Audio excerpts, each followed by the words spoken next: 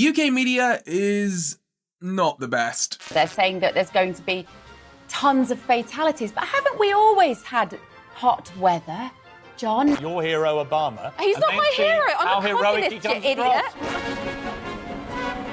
Does Labour have a Russia problem? That at least is the worry of a significant number of Labour backbenchers. They're especially bad when it comes to protests and strikes. The British people really seem to despise the inconvenience of protesting. And I don't mean the inconvenience of going to a protest, I mean the inconvenience of a protest just existing in your day-to-day life. British people really hate that. Which is interesting, right? Because that's kind of the point of a protest. If you're protesting or striking, you are intentionally causing disruption so that people take notice of you, and by extension, your cause. If you want a protest to be ignorable, then you want a protest to not be a very good protest. It's kind of the point. And don't get me wrong, British people definitely take notice of people protesting.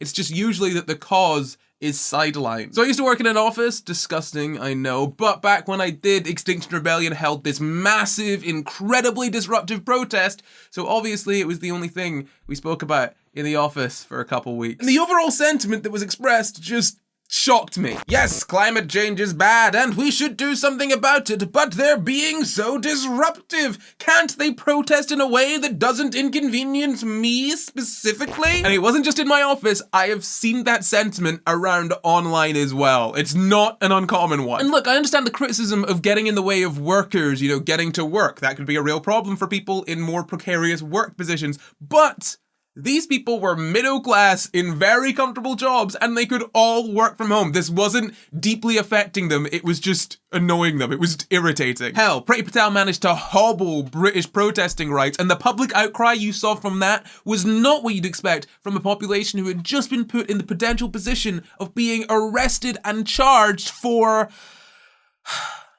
protesting too loudly. Anyway, all of this is to say that the British public do not like protests. Understandably, the media coverage kind of mirrors that sentiment. Now, I'm not going to explicitly say that the media is responsible for the British view of strikes and protests. I don't know whether that's the case or whether it's just the media reporting in a way that they think the British public will respond well to. If I'm honest, seems like a bit of both. The coverage definitely does not help mitigate that stance. Regardless, the point is that British people dislike protests, and so does our media.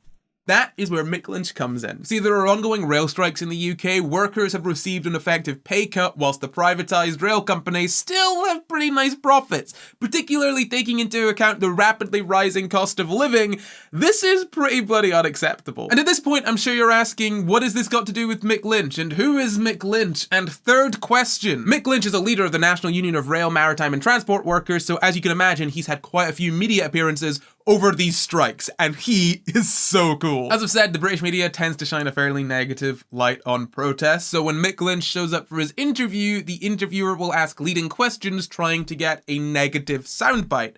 Or, in the case of Piers Morgan and the pinnacle of journalistic integrity that he embodies, they will try to paint him as a villain because, and I swear to God, I am not even joking, his profile picture is the bad guy from Thunderbirds. I want you to confirm or deny if this is your Facebook page. He was obviously an evil, criminal, terrorist mastermind. That is a joke amongst me and my friends, and you can see the likeness, if you like. He's the most evil puppet made out of vinyl in the world. Is that the level your journalism's at these days? I simply asked you if that was you. But don't you want to talk about the issues rather than a little vinyl puppet from the 1960s? I'm simply trying to get you, because you seem so irritated by the comparison to the I'm Hood. not irritated at all. I'm completely You seem very calm about irritated. it. Well, I'm not. You're not? What point are you trying to prove, Piers? I mean, OK. Who's about to go on a series of strikes to have Piers, that as your choice? nothing to say about the issues that we face. Now, usually when exposed to this kind of behaviour, the interviewee can get irate, frustrated, upset, or otherwise fall into the traps set out by the interviewer. Not Mick Lynch, though. He dodges every single pitfall and just continues on. Look, here's his response to a journalist trying to bait him into saying that they'll react violently to anyone trying to cross the picket line. What will they do if agency workers try to cross those picket lines? Well, we will picket them. What do you think we'll do? We run a picket line and we'll ask them not to go to work. Do you not know how a picket line works? What if they do anyway? What will picketing involve? Well, you can see what picketing involves. I can't believe this line of questioning. Picketing is standing outside the workplace to try and encourage people who want to go to work not to go to work? I'm just asking you. I'm trying to clarify for the benefit of the British public exactly what your members you're trying to clarify? Ask politely. Thank you for. I'm replying to you politely. To answer the question. What we will. Okay, Mr. Vitt. I've answered the question about 6 times.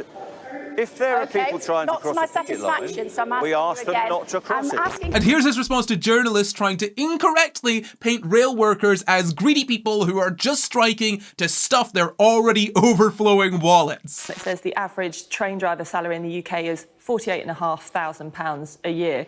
What do you say to people who say that the salaries are already high enough and pay shouldn't be an issue at this time when everybody is struggling? Well, standing behind me now, there's not a train driver on this picket line. There are catering workers, there are train managers, there are station workers and all sorts of people that go in to run the railway.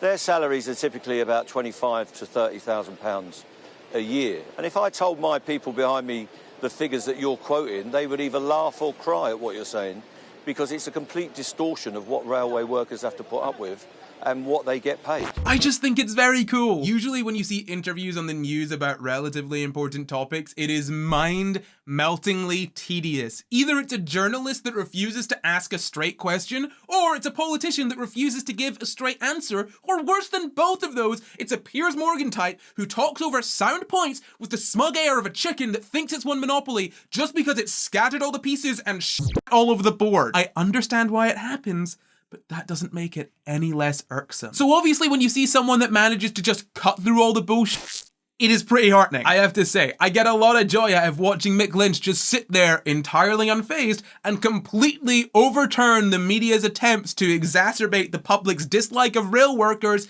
and their strikes. He's absolutely bodied politicians and just obliterated journalists. He is an absolute legend. Mick Lynch is cool, I think. Well, that's the video. Thank you very much for watching. It's the first in a new sort of series I'm going to be doing called Cool Stuff I Think, where I talk about stuff that I think is cool. And if you thought this video was cool, you enjoyed it, please subscribe. I mean, if you're watching at this point, you probably should just subscribe. Go ahead and do it. And leave a like and a comment down below. Why don't you tell me something that you think is cool? And if you really want to support me, you could check out my Patreon. As you can see, I've got my patrons going past here. You could join their lovely ranks. You get bonus videos. You get a bunch of cool stuff. You can even get your name shouted out like these lovely people who I'm about to shout out right now. So a massive thank you to Ataraxia25, to Maul, to Christopher A. Buffer, to Danito, and to Brad the Music Duck. Oh my gosh, this list is just getting longer. Why don't you try and make it even longer? Go and do that. Thank you very much. That's it from me. Goodbye.